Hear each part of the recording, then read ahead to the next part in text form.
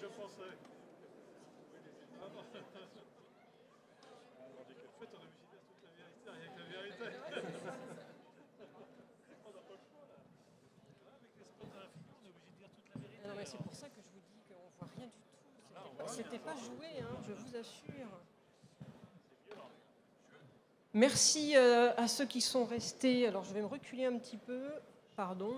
Merci à ceux qui sont restés donc, pour cette deuxième table ronde. Deuxième table ronde donc, qui est consacrée à la présentation publique. Je crois que c'est un peu une première d'ailleurs. Du centre d'interprétation d'AI baptisé Le Pressoir. Donc, les différents intervenants qui sont présents aujourd'hui avec nous, dans le désordre. Madame Yasmina Barbé-Bouda, vous êtes de l'agence 3D, je vous laisserai vous présenter dans le détail. AG Studio, pardon, excusez-moi. Clément Keffer, vous êtes architecte. Rappelez-moi le nom du cabinet. Phileas, merci beaucoup. Pierre Possémé, vous êtes président de la délégation régionale de la Fondation du patrimoine. Frédéric Schultes, vous êtes élu au conseil départemental de la Marne. Fabrice Rosset, vous êtes PDG du Champagne Dot. Bruno Rigobert, vous êtes vice-président de Groupama Nord-Est. Et Dominique Lévesque, président de la communauté de communes de la Grande Vallée de la Marne. C'est avec vous que nous allons commencer. J'avais quelques questions à vous poser, notamment donc ce projet œnotouristique que certains d'entre vous on peut découvrir d'ailleurs sous ce chapiteau du Sparking Lab. Est-ce que vous pourriez nous présenter la genèse du projet qui, me semble-t-il, est assez inédit alors dans la région, c'est certain, mais peut-être même au niveau national. Est-ce que vous pourriez nous dire quelques mots sur la genèse de ce projet, son histoire et évidemment sa réalisation future? Merci. Oui, évidemment, je peux vous dire quelques mots sur la genèse de ce projet. Ça commence déjà à remonter à quelques années, puisque c'est au début des années 2000 que nous nous sommes dit, d'abord à plusieurs, que c'était quand même assez étonnant que dans notre belle région viticole, il n'y avait pas de centre d'interprétation. Or, moi, je suis allé dans la quasi-totalité des régions viticoles de notre pays. Je suis allé aussi dans d'autres pays. Je pense à la Grande-Bretagne, mais aussi à l'Irlande. Je pense aussi aux États-Unis, où il y a énormément de centres d'interprétation. D'ailleurs, au départ, c'est un concept assez anglo-saxon, il faut le dire.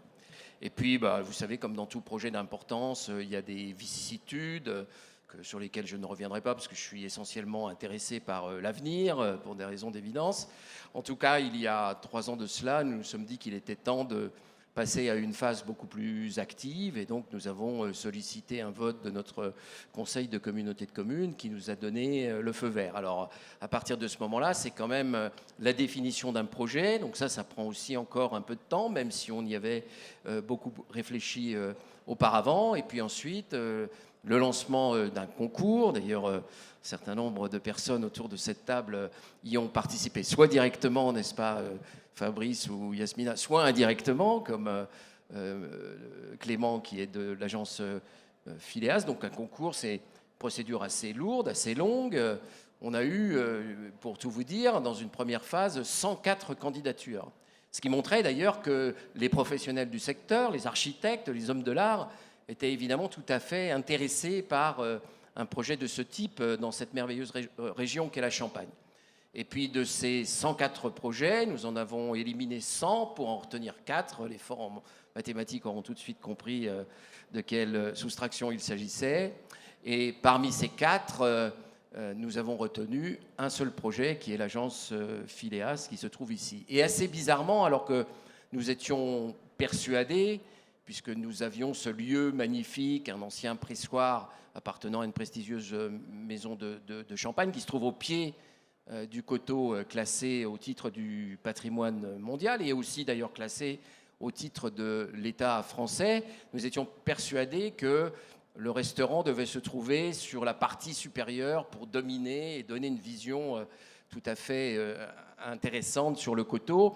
Et le jury, à la quasi-unanimité, a choisi le 4e projet qui, lui, présentait un restaurant qui se trouvait au ras des vignes et donc plutôt donc, au rez-de-chaussée que sur le rooftop, si je peux employer ce terme anglo-saxon.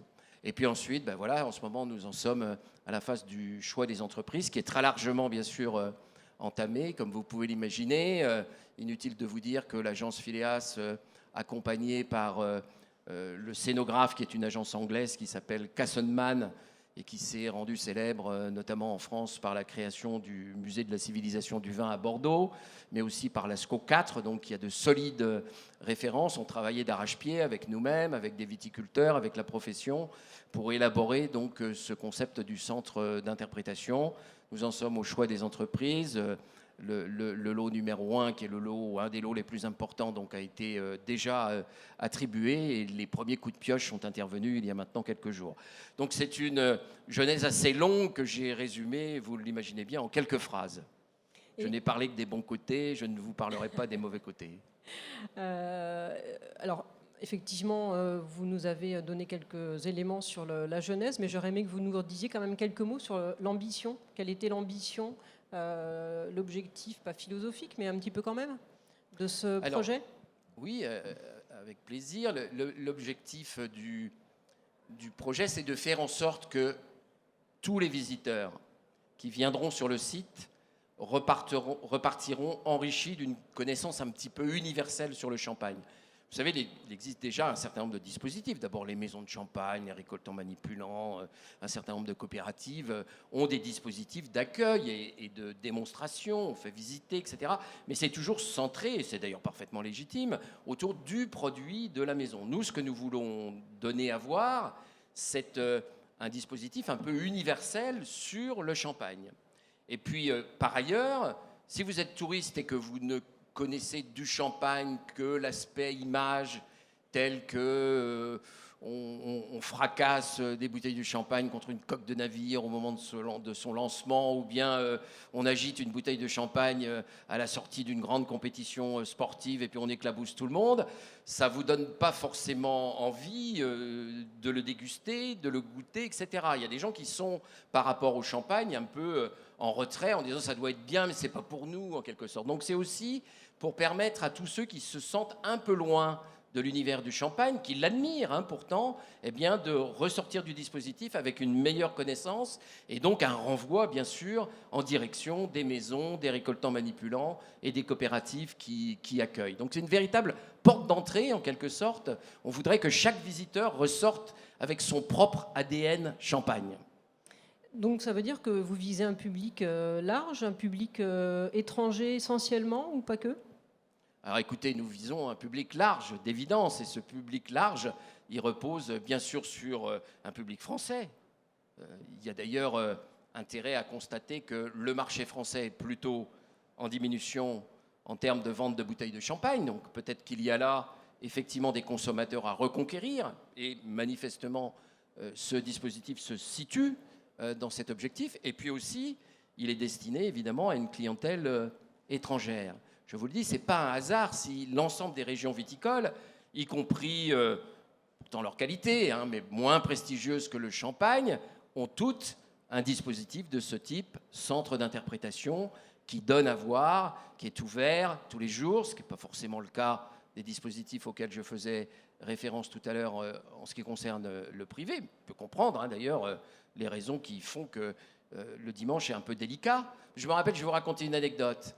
Le lendemain où nous avons obtenu cette grande nouvelle, grâce à mon premier adjoint, Pierre Cheval, qui était, vous le savez, extrêmement investi dans la reconnaissance au titre du patrimoine mondial, j'ai vu arriver à la mairie, parce qu'une espèce de petit dispositif qui fait que les gens viennent facilement nous voir, j'ai vu arriver des Australiens. Ils ont dit, bon, c'est bien, on a lu que vous étiez au titre du patrimoine mondial, what can we do? Qu'est-ce qu'on peut faire? Eh bien, je vais vous dire, un samedi à 11h du matin, à Aï, qui est pourtant une cité relativement importante et qui est une cité du Champagne depuis fort longtemps, eh bien, les occasions de faire des visites, etc., sont quand même assez rares. Et c'est vrai dans l'ensemble de nos villages champenois, et c'est vrai aussi d'une certaine manière dans les grandes villes du Champagne, que sont Épernay, Reims, Troyes ou autres, etc. Donc il me semble que ce dispositif, il vient combler un vide, il vient combler quelque chose qui n'existe pas à l'heure actuelle et qui est destiné à améliorer encore cette belle image du Champagne, mais sur notre territoire, sur notre terroir. Merci beaucoup. Alors, je vous propose à tous maintenant de passer quelques minutes, c'est pas très long, à visionner une vidéo de présentation de ce centre d'interprétation et on se donne rendez-vous dans quelques instants.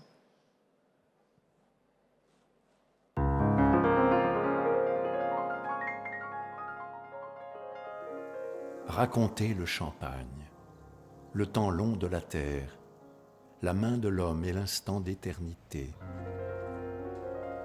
Notre projet préserve l'architecture emblématique et la stature symbolique du pressoir, tout en valorisant sa connexion au vignoble. Le bâtiment conserve sa patine et offre aux visiteurs un espace d'accueil lumineux et convivial, prolongé par une élégante boutique et un corner lalique.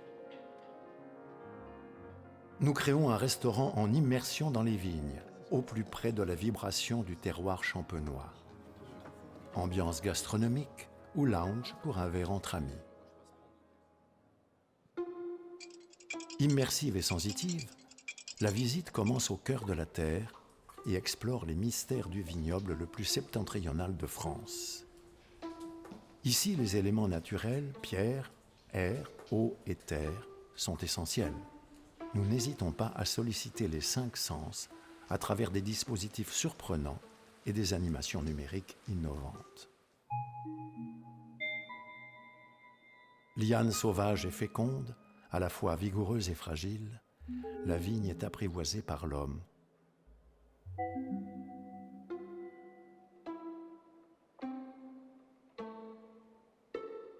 Au prix de soins attentifs et permanents, il en tirera année après année, dans un cycle toujours renouvelé, le précieux nectar.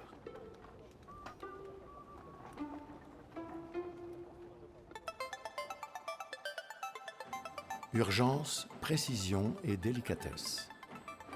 C'est dans l'espace où nous avons préservé les anciens pressoirs que nous livrons les secrets du pressurage sous une forme innovante et ludique.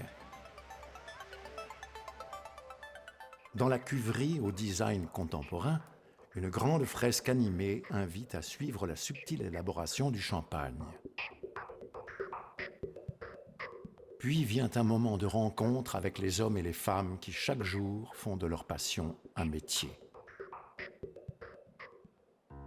Certains de ces dispositifs, totalement immersifs, plongent physiquement le visiteur dans une dimension inattendue, spectaculaire, poétique, organique, comme en écho aux multiples dimensions du champagne, entre passé, présent et infini. Point d'orgue de la visite, l'espace dégustation. Terroir, cépage, assemblage, chacun aura le choix des bulles pour vivre une expérience gustative, effervescente et aromatique, entre terrasses festives et vues imprenables sur le coteau. Une touche de magie pour un parcours mémorable, du savoir-faire à l'imaginaire.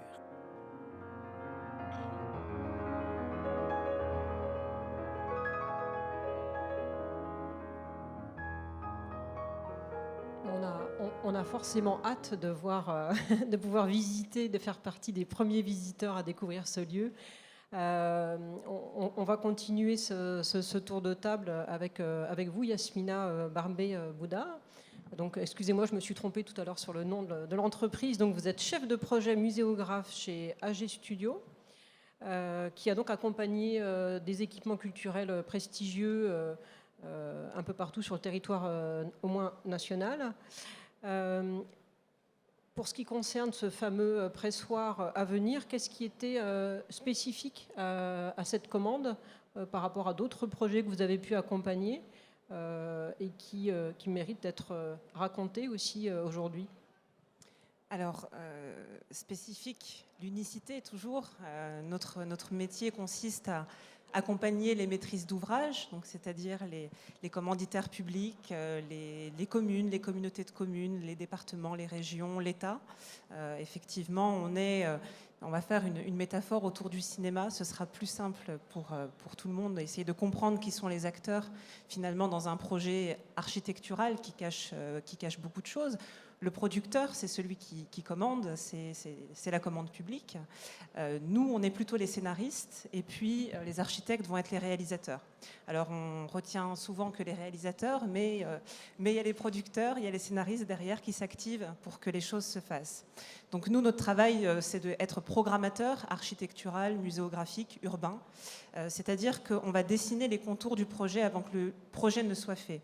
Donc quand on reçoit une commande, on a en héritage un poids de désir très très fort, et le président l'a rappelé, puisque c'est un projet qui a été rêvé par la communauté de communes depuis au moins 15 ans. On arrive, on nous dit il nous faut un projet unique, exceptionnel, évidemment il faut qu'il rayonne, il faut qu'il soit un outil de développement du territoire, et voilà, c'est évidemment ce que toutes les maîtrises d'ouvrage souhaitent. Et puis c'est à nous de faire le travail d'ajuster. Alors effectivement, on a accompagné le Louvre à Abu Dhabi, le Mucem à Marseille, le musée de la Romanité à Nîmes. C'est des équipements en tout cas de grande échelle, mais il faut voir d'où on part aussi. Nîmes, musée de la Romanité, effectivement, le musée de départ, le musée archéologique duquel on est parti pour le transformer en musée de la Romanité. C'était 30 000 visiteurs à peine, 25 000, 30 000, et aujourd'hui on a 250 000 visiteurs après ouverture. Donc il y a vraiment des mutations qui se font, mais qui ne se font pas toutes seules. Elles ne sont pas toutes seules dans le sens où on doit vraiment rassembler tout un ensemble d'acteurs autour de ce projet. Donc on a vraiment essayé de faire des entretiens avec tous ceux qu'on pouvait, tous les acteurs du Champagne, évidemment, en premier lieu, tous les opérateurs institutionnels, tout le comité scientifique. On est quand même dans une obligation, finalement, après cette candidature et cette inscription à l'UNESCO, d'appliquer d'être finalement dans un plan de gestion. On a 10 ans pour prouver qu'on a été capable de mériter finalement cette inscription. Donc cette inscription, c'est aussi une série d'actions. Donc quand on fait un programme, on regarde l'ensemble de ces choses qui est autour de nous. Quels sont les équipements qui existent? Les équipements privés, évidemment, il y en a énormément. Chaque maison propose sa visite, sa dégustation. Côté équipement public, on n'a pas grand-chose. Donc effectivement, là, c'est une première.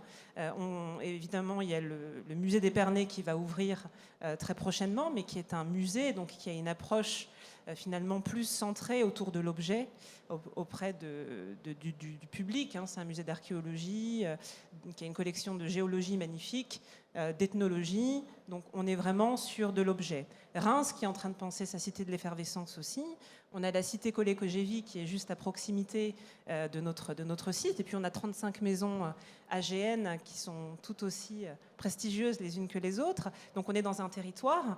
Et c'est vrai que notre but était de fédérer finalement ces acteurs et de se dire, attention, si on veut que le public vienne, il faut qu'il y ait une mobilité. Donc que les visiteurs puissent venir d'Épernay ou de Reims. C'est vrai que Reims, on est directement sur les grands flux TGV. Mais on se promène à Haï et on voit un nombre effectivement de Japonais, de Chinois, d'Australiens. On ne veut pas avoir uniquement cette cible de public étrangère, on veut aussi être un outil pour le local. Donc la demande, elle est pluriforme, il y a vraiment une pression de réussite, et puis nous, on doit imaginer un scénario qui convient à la fois sur le plan de la médiation auprès des publics, auprès de tous les utilisateurs. Comment on transforme aussi l'espace urbain? C'est pour ça qu'on ne fait pas que de la muséographie et de l'architecture. C'est aussi comment embellir la ville, comment la rendre accessible pour ceux qui viennent. Il faut imaginer que le trajet aussi se fait en voiture, en bus, en train. Il faut que les abords soient aussi accueillants, conviviaux. Donc on est obligé d'être tous autour d'un projet. Donc voilà la demande dont on a hérité. Et puis on est passé au programme. Donc le programme a vraiment été un programme de centre d'interprétation, Un centre d'interprétation, c'est un peu différent d'un musée. Même si, très sincèrement, aujourd'hui, les frontières se floutent en disant le musée, c'est de l'objet, c'est de la collection, le centre d'interprétation, on est sur de l'immatériel. Qu'est-ce que c'est que l'immatériel ? C'est tout ce qui se transmet oralement. C'est toute une série aussi de gestes vitivinicoles. C'est aussi toute la mémoire, et la Villa Bissinger le rappelait tout à l'heure. Et puis, on va jouer sur un autre registre, celui de l'émotion. On est aussi dans l'immatériel. On n'est pas dans l'explication à tout prix, comme autour d'un objet dans un musée. Mais les musées sont en train de partir aussi vers complètement autre chose. À notre poste, enfin à notre métier, étant donné qu'on prépare les musées qui vont sortir dans 5 ans, 10 ans, 15 ans, on voit aussi les choses évoluer et le public a envie d'une expérience aussi forte que celle de cinéma, en fait. C'est vrai que la métaphore du cinéma est importante parce que finalement, c'est un bien de consommation culturelle, le musée ou le centre d'interprétation, mais c'est un endroit où on doit rêver. Donc là, c'était le premier mot d'ordre, faire rêver. Deuxième mot d'ordre, ne pas favoriser une maison par rapport à une autre, parce qu'on est un équipement public. Et ça, c'est important de l'avoir toujours en tête. On est représentatif finalement de toute une appellation et d'un produit qu'on doit sublimer. Et c'est vraiment à partir de ce produit qu'on est parti pour imaginer le séquençage qu'on a vu dans le petit film, c'est-à-dire vraiment partir de cette bulle. On est quand même au salon de l'effervescence. Quel voyage elle fait pour arriver à nous, finalement, de la Terre à la bulle. Ça a été notre chemin et notre fil conducteur. Comment est-ce qu'on peut expliquer au public que depuis ce terroir, depuis la géologie, finalement, on va créer les conditions. Donc c'est pour ça que la première séquence, c'est le temps long de la Terre. Qu'est-ce que la Terre doit donner ? Enfin, les vignerons nous disent, mais il y a des champagnes qu'on ne dégustera jamais. Il faut accepter le fait qu'on fasse pour nos enfants, nos petits-enfants, ou qu'on est en train de faire un champagne qui va peut-être fêter les noces d'or d'un couple au fin fond de l'Alabama, et on ne sera pas là, et on l'a fait, on ne sera peut-être plus là. Donc ça, c'est vraiment quelque chose auquel on a été sensible, se dire c'est le produit qu'on doit valoriser, et puis on invitera justement dans cet endroit les acteurs pour pouvoir le raconter, parce qu'on le produit de différentes manières. Donc le temps de la Terre, le temps des hommes, et l'infini et l'instant, puisqu'on termine par une dégustation, mais une dégustation avec un médiateur qui va être maîtrisé justement par la Villa Bissinger. C'est une dégustation qui sera justement une dégustation autour de ce produit, ouverte aux enfants, ouverte aussi aux personnes qui ne peuvent pas boire d'alcool, parce qu'il ne faut pas s'interdire ce public-là aussi qui a envie de découvrir. Pourquoi pas, même s'il ne boit pas de champagne, il peut en tout cas y être sensible. Et on a envie que les enfants dégustent comme des grands dans cette partie du parcours. Donc ça, c'est vraiment pour le parcours. Et puis, on a imposé au programme, afin que l'architecte y réponde, d'autres fonctionnalités. C'est-à-dire, il y a un bâtiment annexe à côté du musée qui va accueillir des workshops, avoir la possibilité d'organiser des ateliers de travail, de la formation continue, pouvoir accueillir un vigneron ou une maison un soir qui va faire une soirée spécifique pour expliquer ce qu'il veut. Donc, c'est aussi un outil qui doit avoir finalement un fonctionnement, je ne dirais pas jour et nuit, mais différencié. Il va y avoir le restaurant, il va y avoir le salon de thé, le café. Donc on est quand même sur un outil qu'on a programmé pour qu'il soit fonctionnel à différents horaires de la journée. Et alors comment on fait, je ne suis pas du tout spécialiste des équipements culturels, comment on fait pour, malgré tout, rendre un équipement qui est un centre d'interprétation avec cette dimension immatérielle pour que ça reste quand même, comment je pourrais dire, appropriable pour un visiteur lambda qui ne connaît pas le champagne, qui ne pourra pas toucher un pressoir, qui ne pourra pas toucher un bouchon. Comment ça se passe, comment ça s'organise ? Alors, il y aura des choses réelles quand même dans le parcours. D'ailleurs, les pressoirs originaux seront remis en place, ils vont être nettoyés, restaurés. C'est un centre d'interprétation un peu atypique parce que c'est un objet de musée en lui-même. Le pressoir est un bâtiment, voilà. Et on a vraiment insisté pour garder ce nom, justement ne pas s'appeler centre d'interprétation, c'est le sous-titre, c'est le pressoir. C'est d'abord un lieu, c'est une maison, c'est quelque chose qui accueille et qui réintègre finalement sa vie dans AI, mais d'une autre façon.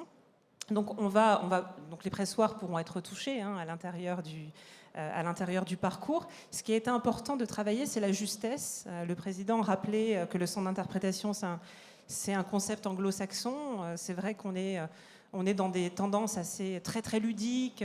Quand on va dans certains centres d'interprétation ou visitor center, on a la sensation d'être dans un gigantesque magasin de jouets.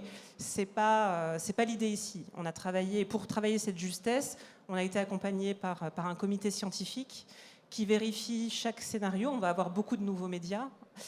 Et pour que ce ne soit pas trop gadget, justement, on veut des médias bien réalisés. C'est-à-dire qu'on tient à une écriture, des audiovisuels, des multimédias, qui vont permettre d'expliquer vraiment, à l'insu du visiteur, finalement, un tas de notions très complexes. On a vu dans la précédente table ronde qu'on peut le faire par l'amusement, par une pièce de théâtre qui pourra avoir lieu au pressoir aussi par la suite. Comment est-ce qu'on peut choisir les mots pour que les choses soient accessibles? Donc ça, je veux dire, chaque programme est présenté au comité scientifique qui le valide aussi.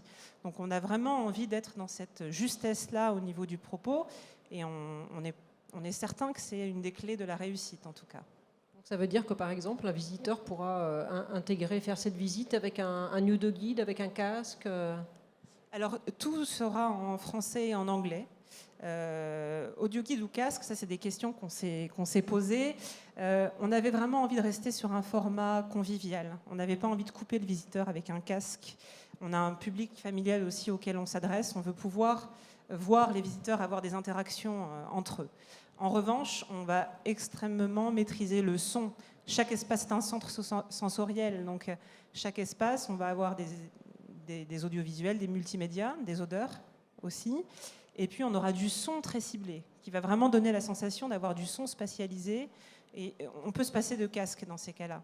Et ça va presque se passer de mots, finalement. C'est quelque chose, c'est une expérience qui va... On ne va pas assaillir le visiteur de mots. Ça va se passer vraiment avec des programmes très dynamiques qui vont expliquer des choses comme des dessins animés, finalement, en musique, en odeur. C'est une expérience... c'est une balade. C'est vraiment une promenade qu'on propose dans ce futur centre. Merci beaucoup pour tous ces éclaircissements. Clément Koeffer, donc, vous êtes chef de projet chez Phileas. Donc c'est le cabinet d'architectes, c'est ça, qui a imaginé ou réinventé ce nouveau bâtiment et ces nouveaux espaces.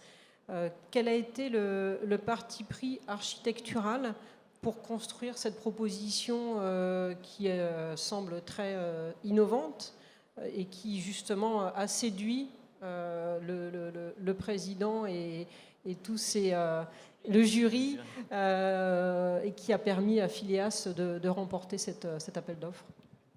Alors, nous, tout d'abord, c'est une approche un tout petit peu différente que la communauté de communes, que AG Studio. On arrive sur le projet un peu après, avec un œil neuf. Et donc, quand on a été sélectionné pour faire le concours, on reçoit le cahier des charges, on l'étudie.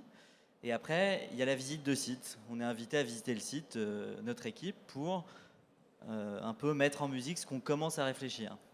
Et là, le parti pris architectural s'est un peu imposé à lui-même. On était devant cet immense coteau qui est donc classé à l'UNESCO, et on s'est tout de suite dit qu'on ne pouvait pas mettre un bâtiment plus imposant que le coteau, mais qu'il fallait un bâtiment qui intègre le coteau. Et ça, c'était vraiment le point d'honneur de notre projet. Il y a déjà un monument sur place, c'est les coteaux champenois. Il faut le respecter. Intégrons-nous dedans. Et il faut proposer plusieurs vues, plusieurs sensibilités face à ce paysage. Et après, on a essayé de le mettre en musique, l'ensemble du projet. Ça a été un long dilemme pendant toute la phase concours, parce que c'est vrai, comme le disait Monsieur l'évêque, le cahier des charges proposait plus une extension sur le toit. Et du coup, nous, forcément, on se mettait un tout petit peu en porte-à-faux par rapport à ça. Donc, on hésitait. Ça a été des longues discussions au cabinet. Et finalement, quand on a appris que nous avons été sélectionnés, on était vraiment content d'avoir fait ce choix-là. Et je pense que c'est vraiment le bon choix, en tout cas, pour ce projet-là.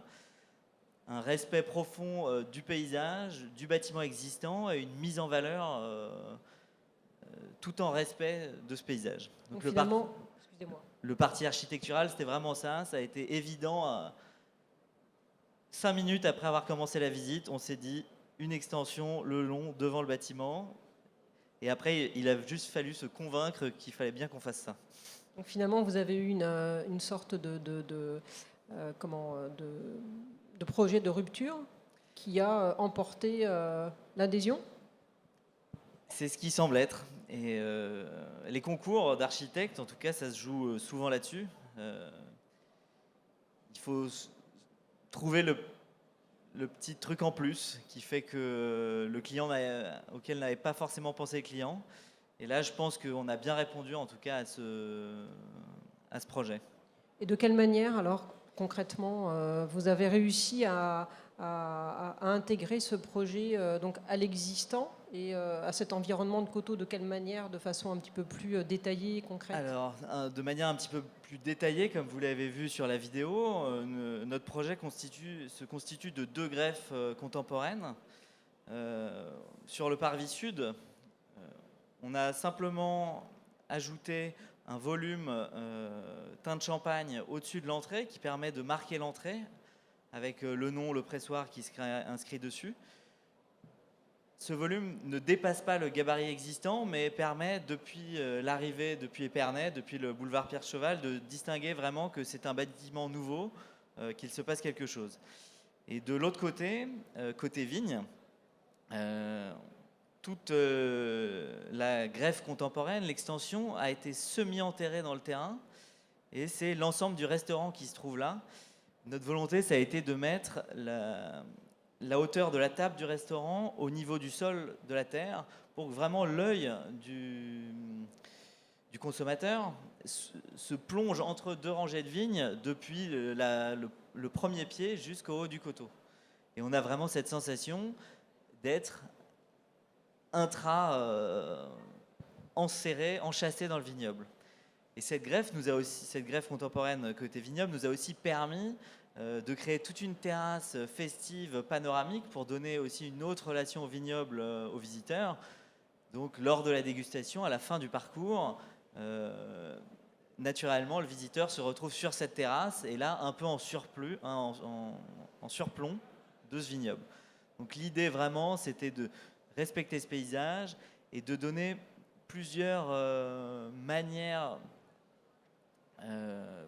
plusieurs façons aux visiteurs de se confronter au paysage, de se confronter à la vigne. On a lu dans la presse que le pressoir devait ouvrir à la Saint-Vincent 2021. Où est-ce qu'on en est aujourd'hui, 17 octobre 2019 ? Alors, comme l'a dit Monsieur l'évêque, on est dans la phase d'attribution du chantier aux entreprises. Donc les premiers coups de pioche ont été donnés cette semaine. Le curage a été fait. On a tout pour croire que ça sera bien bon en janvier 2021. En tout cas, on fait tout pour que ça soit bon et on y travaille corps et âme. Et on y prend beaucoup de plaisir surtout. Merci beaucoup. Donc, afin de déployer cette ambition territoriale et de partager cette aventure culturelle avec un large public, la communauté de communes donc, a pu compter sur un soutien essentiel des collectivités et la contribution financière de plusieurs soutiens, mécènes et appuis. Madame Schultes, donc vous êtes élue au conseil départemental de la Marne. Qu'est-ce qui a motivé l'accompagnement de ce projet ? Déjà, premièrement, le département de la Marne a dans ses compétences le tourisme, dont j'ai la chance de m'occuper en tant que vice-présidente. Et quand on dit tourisme, on pense la Marne, il faut développer ce tourisme. Et une des thématiques les plus importantes que nous souhaitons développer, c'est le no-tourisme. dans ce cadre-là, d'ailleurs, vous pouvez le voir au VITEF, on a le No Tourisme Lab qui est porté par l'Agence départementale de tourisme et la communauté d'agglomération qui est présente et qui essaye de faire émerger des talents, des entreprises, des start-up en lien avec le no-tourisme. On essaye au maximum d'accompagner les projets qui vont nous permettre, par le no-tourisme, d'avoir un développement économique un peu plus important. On s'est rendu compte au niveau des départements que le département de la Marne n'était peut-être pas assez développé à ce niveau-là, qu'on avait peut-être un peu de retard. Et cette prise de conscience, lorsque les 2 projets sont arrivés, je parle de 2 projets, sont arrivés sur les bureaux du département, il y avait la Maison Perrier à Épernay, portée par le musée d'Épernay, et il y avait le pressoir.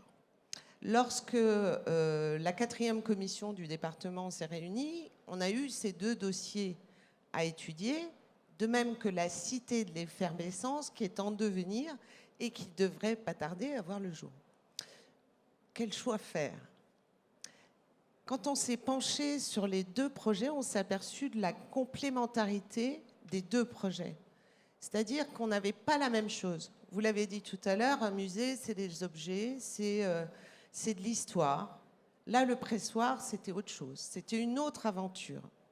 Et ce qui nous a plu dans le pressoir, c'est à la fois que c'est un projet ambitieux, un projet qui est porté par un territoire. Ça aussi, c'est important. Et pour nous, c'est primordial au niveau du département. C'est de voir que les territoires sont capables de monter des projets qui visent à leur développement, qui vont aller de l'avant. Et le pressoir en était l'exemple. À ce titre, c'est vraiment un projet exemplaire.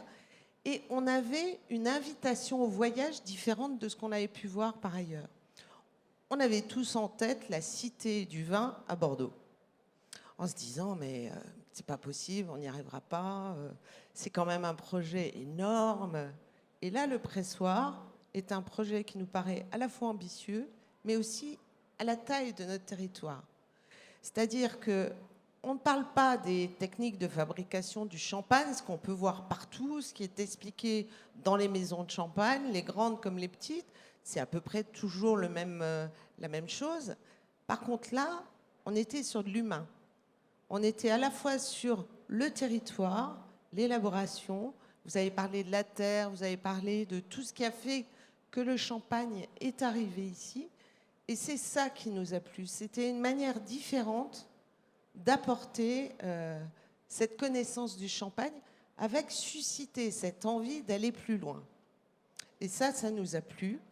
Dominique a été un excellent avocat aussi. Mais vraiment, on a été emballés par ce dossier avec la sensation que c'était peut-être la première grosse pierre qu'on allait mettre, qui était portée par des territoires et qui était suivie par tout ce qui fait que le champagne existe, les grandes maisons de champagne, les petits récoltants, les syndicats, la population. Et ce projet-là, il nous paraissait, aller de l'avant, c'est-à-dire ouvert vers l'avenir.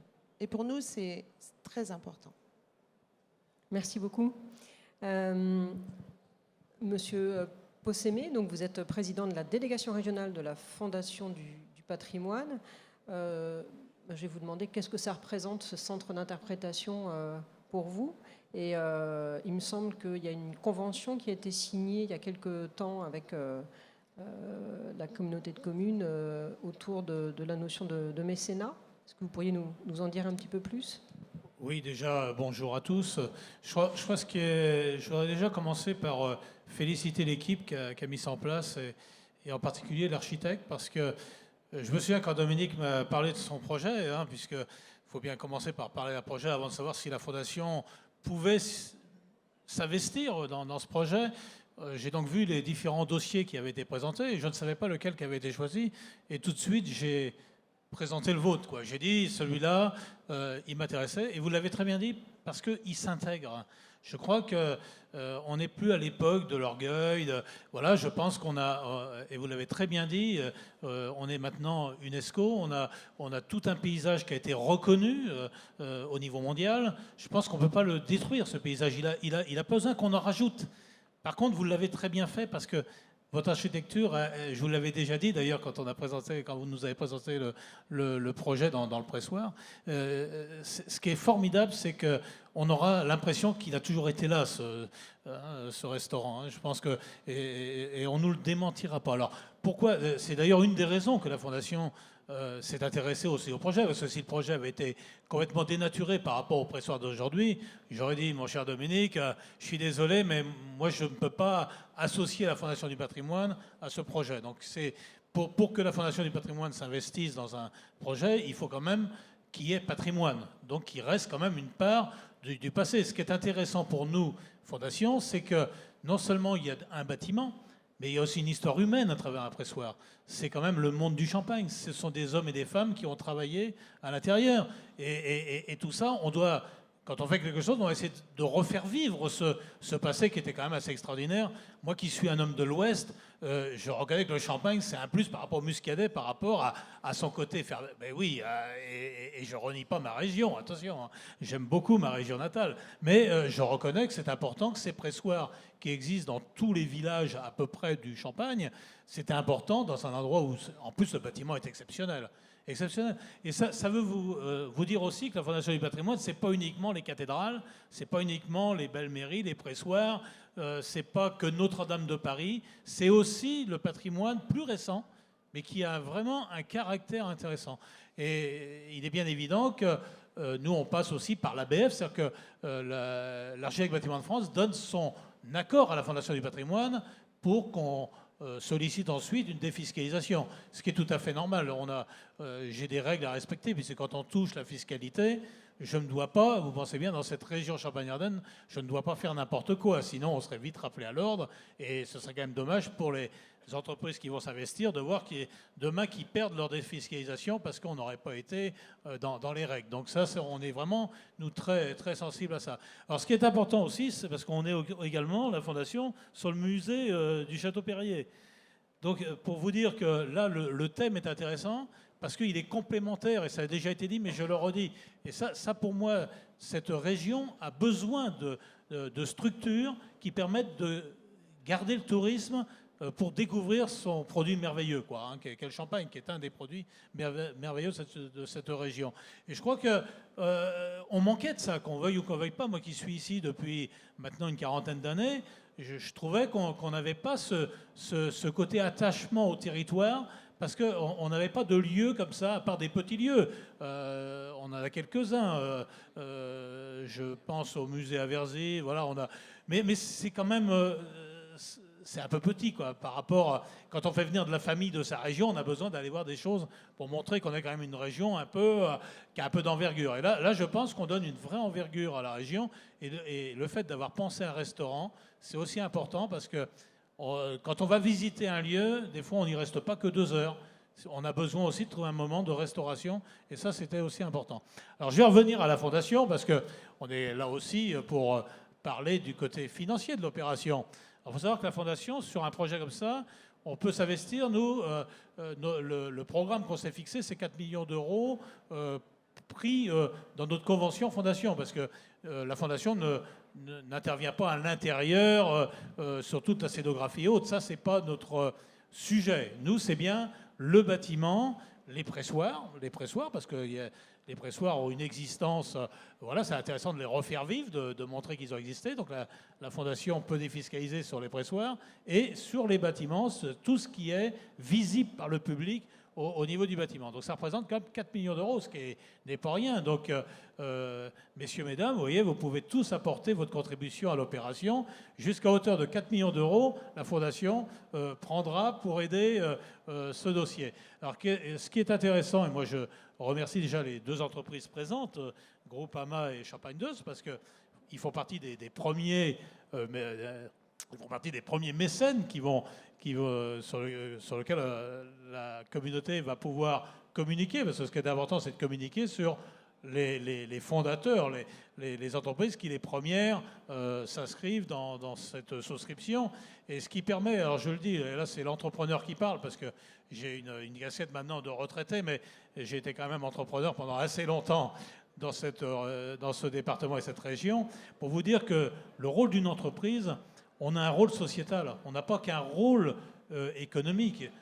Faire de l'économie, c'est normal. Une entreprise, c'est fait pour gagner de l'argent. Une entreprise qui ne gagne pas d'argent, malheureusement, elle disparaît et puis elle laisse malheureusement beaucoup de gens derrière elle qui malheureusement souffrent. Donc on se doit de gagner de l'argent. Mais on se doit aussi, intelligemment, d'accompagner des projets structurants dans le coin où on est, puisqu'il y a un retour. Un musée comme ça, alors il ne faut pas l'appeler musée, je sais, mais bon, c'est pas grave. Ce qui est important dans une opération comme celle-ci, c'est regarder toute la valeur ajoutée par l'ambition que vous avez eue, Président, avec votre équipe. L'ambition que vous avez eue va permettre un développement économique important. C'est de la restauration, c'est de la vente du champagne, vous l'avez dit, mais c'est aussi, regardez, des entreprises de bâtiment, un architecte, une entreprise qui fait de la scénographie. On fait travailler autour d'un projet des tas de gens. Et ça, c'est pas délocalisable. C'est de l'emploi immédiat pour les entreprises locales. Donc ça, c'est important. Et ensuite, tous les gens qui vont vivre de ce musée, alors que vous l'appelez musée sensoriel, oui, bon, alors le pressoir, voilà. Alors donc, tout ce qui va se passer autour du pressoir, c'est de l'économie directe et qui va durer dans les années et les années.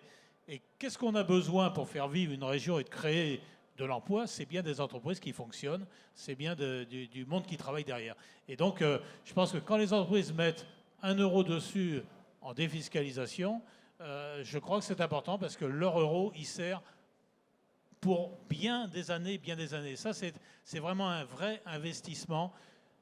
Et je pense que, et là, ça c'est le rôle ensuite du président autour du pressoir, c'est de valoriser ces entreprises. Justement, et c'est particulier. Je voulais justement continuer en donnant la parole à ces entreprises qui font partie des premiers mécènes. Monsieur Rosset, donc vous êtes PDG du Champagne Deutz. Vous êtes champenois au cœur du Champagne. Il n'y a pas plus champagne que vous, finalement. En quoi la maison Deutz avait besoin, envie? Qu'est-ce qui vous a motivé à vous engager dans ce projet ambitieux, au-delà de la proximité géographique? Oui, il y a plusieurs angles de réponse. Tout d'abord, je crois que nombreuses sont les maisons de champagne qui ont soutenu de belles causes à travers le mécénat, que ce soit au cours de vicissitudes et d'événements assez tragiques. Donc il y a des hospices qui ont été signés par certaines maisons de champagne, il y a des dons de toute nature qui ont été faits. Donc il y a une tradition de mécénat qui s'inscrit fortement dans les grandes maisons de champagne. Le projet suscite des coups de cœur. Le coup de cœur, le concept en lui-même a suscité un coup de cœur dès le départ. J'en félicite le président. Il y a eu un second coup de cœur sur le projet présenté par le cabinet Phileas et par AG Studio. Comment ne pas avoir cette appétence et d'apporter une contribution au projet? Il y a une dimension culturelle, historique. On vient de rappeler aussi, et c'est pas grossier, qu'il y aura une dimension économique. En ce qui concerne la maison Deutz et d'autres maisons AGN, il y a une dimension géographique. Enfin, on est très près. Tout ça, c'est un peu prosaïque, mais c'est factuel. Il faut être rêveur, mais aussi être conscient des réalités qui vous entourent et des projets dans lesquels on s'inscrit. Ensuite, je dirais, mais ça a été dit, je tiens tout de même à le souligner, que c'est un projet qui, par sa nature, par son originalité, est tout à fait complémentaire à ce que modestement nous faisons à l'échelle de chaque maison. Nous recevons, on sait, la tradition exportatrice du champagne depuis fort longtemps. Deutz, depuis 1838, en est un exemple, ainsi que beaucoup d'autres, bien sûr. Donc cette mission, on reçoit, je sais pas, 2000 personnes en ce qui concerne notre petite maison. Et là, on aura, dans cette démocratisation qui n'est pas de la vulgarisation, bien au contraire, ça sera dans une dans un contexte extrêmement valorisant en même temps que ludique pour le champagne. Donc c'est tout à fait complémentaire au message que nous délivrons maison par maison en faisant un peu valoir notre petite valeur ajoutée personnelle. Mais voilà, donc je suis tout à fait heureux que Champagne Dots s'inscrive et je pense que oui, on a eu fortement raison d'être parmi les premiers à répondre oui. Merci beaucoup. Monsieur Rigobert, donc vous avez fait aussi partie des premiers à dire banco, on y va, on suit cet équipement, ce projet très ambitieux. Pour quelles raisons? Déjà, bonjour à toutes et à tous. Merci à la communauté de communes, à vous, monsieur l'évêque, de m'avoir invité pour débattre cet après-midi sur ce projet qui se veut pour moi élitiste, et c'est pas péjoratif.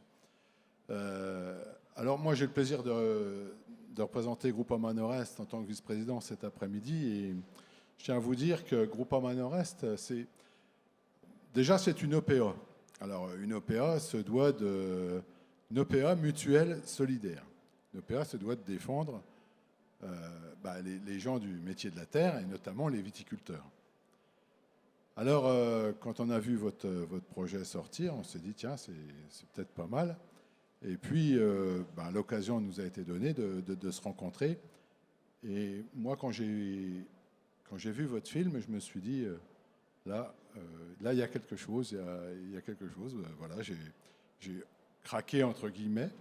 Donc, j'ai rapporté ça à la maison. Et puis, j'ai dit que ça correspondait tout à fait à la stratégie de Groupama, puisque nous avons dans notre stratégie le développement des territoires, la dynamique des territoires qu'on appelle chez nous. Donc ça veut bien dire ce que ça veut dire. Et puis on a enfoncé le clou en souhaitant dynamiser les centres-bourgs. Centre-bourg, Ailly, bourg, centre, ouais, ça bon. Et puis, il y a un an, le même jour, à la même heure, nous étions ici, on organisait une conférence, une table ronde sur l'onotourisme. Donc tout ça, ça faisait beaucoup de paramètres qui collaient. Alors, évidemment que votre superbe projet, le pressoir, va dynamiser le territoire champenois, de l'Aube, en passant par la Marne, en allant jusqu'au fin fond de l'Aisne. Et puis, concernant les centres-bourgs, il me semble que ça va aussi redynamiser le centre-bourg, celui d'Ailly, celui des communes environnantes, notre communauté de communes, d'Épernay. Et puis le no-tourisme, nous, on y travaille au jour le jour, parce qu'on invente des produits pour le no-tourisme au niveau de nos assurances. Et puis, on est de plus en plus appelé sur des partenariats de no-tourisme. Donc, alors là, je peux vous dire que de cette envergure-là, c'est le premier. Nous sommes vraiment ravis de faire partie, comme le disait M. Rosset, de l'aventure et dès les premiers. Mais vraiment, on croit en ce projet, évidemment, sinon on ne serait pas là. Et puis, moi, personnellement, je pense que ça va être une pleine réussite, et je la souhaite, cette pleine réussite. Donc, j'ai hâte d'être à début 2021 pour ouvrir les portes avec vous de cet écrin œnotouristique. Voilà, je vous remercie. Merci beaucoup. Monsieur l'évêque, vous aviez lancé en juin dernier une campagne de mécénat. Il est trop tard maintenant pour continuer à apporter son soutien à ce projet? Il n'est jamais trop tard pour bien faire, vous savez, hein, c'est ce proverbe bien connu. Non, bien sûr, il n'est pas trop tard. C'est l'évidence. Ce que je peux vous dire, c'est que nous en sommes environ à 260 000 € de dons et de promesses de dons. C'est un peu comme pour la cathédrale Notre-Dame. Il y a les dons et puis il y a les promesses. Donc on en est à peu près là. Ce sont des dons qui proviennent essentiellement effectivement d'entreprises, vous l'imaginez bien. Et moi, ce que je souhaite aussi, c'est que ce soit une espèce d'engouement populaire. C'est-à-dire que pour moi, un don de 20, 30 ou 40 € ou 50 € d'une famille de ma commune ou d'autres communes, c'est aussi symboliquement important qu'un don plus important, bien sûr, mais d'une entreprise. Donc je crois que ça repose aussi sur un engouement populaire, et cet engouement populaire peut se manifester par des petits dons. faut pas dire que je repousse les grands dons, hein, soyons clairs, évidemment, pour un investissement qui, je le rappelle, est de l'ordre de 10,5 millions. Frédéric, par courtoisie, n'a pas cité l'aide du département, mais elle est quand même de 2 millions. Celle de la région Grand Est est de 2 millions aussi. Et puis, il y a une aide de l'État qui approche le million, donc on en est à peu près à 5. Évidemment, tout ce qui viendra en plus, ça nous évitera de l'emprunter. On n'a pas emprunté au niveau de notre communauté de communes depuis 2011. Donc, on a la capacité de le faire, mais quand même, hein, je suis toujours extrêmement, mes collaborateurs le savent, et les élus aussi qui se trouvent ici présents, rigoureux en ce qui concerne l'utilisation des deniers publics, mais aussi sur le fait que si nous avons de nombreux petits dons, ça montrera l'intérêt de notre population au soutien de ce dispositif dont vous rappeliez, Monsieur Rigobert, qu'il a effectivement un intérêt économique évident. D'ailleurs, plusieurs d'entre vous l'ont rappelé, Fabrice Rosset et vous aussi, Pierre Possémé. L'intérêt économique, c'est que vous savez que 1 euro mis dans le tourisme, c'est un coefficient multiplicateur de 5. C'est-à-dire que ça irrigue au-delà du simple euro dans le tourisme. Et ça peut faire vivre, évidemment, le restaurant qui sera sur place, mais pas seulement. Et vous savez qu'en la matière, l'armature hôtelière et de restaurant est encore un peu faible. J'espère bien d'ailleurs que d'ici peu de temps, nous aurons de bonnes nouvelles à apporter en ce qui concerne l'armature hôtelière. Mais tout cela est extrêmement concret. Les hôtels, les restaurants, d'ailleurs, vous savez qu'en ce moment, c'est en tension ce métier. Ils ont du mal à recruter. Donc c'est aussi une espèce d'appel d'air pour les jeunes qui peuvent éventuellement se former et venir travailler dans ces métiers qui sont... effectivement, c'est un peu embêtant parce qu'il faut souvent travailler le dimanche pendant que les autres se reposent, mais quand même, hein, quand on recherche un emploi, c'est une possibilité très forte. On travaille d'ailleurs avec la communauté d'agglo d'Épernay et celle de Dormans à la mise en place d'un outil qui servira à la formation, une espèce d'école de la deuxième chance.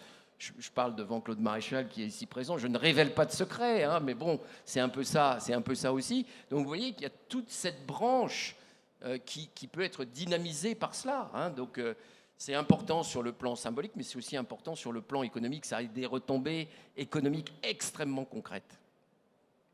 Merci beaucoup. Donc, j'allais dire à votre bon cœur, messieurs, dames.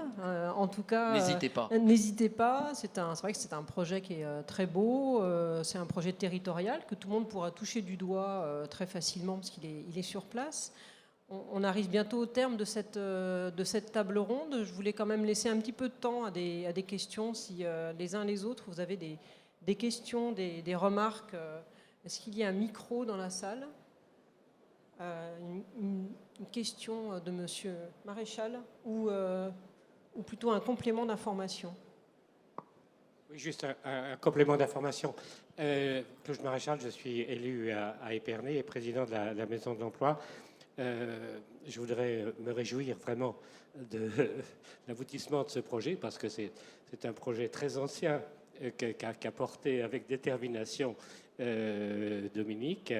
Et c'est un projet tout à fait original et, comme on vient de se dire, à la fois complémentaire de l'offre marnaise et en même temps respectueuse du label de l'UNESCO.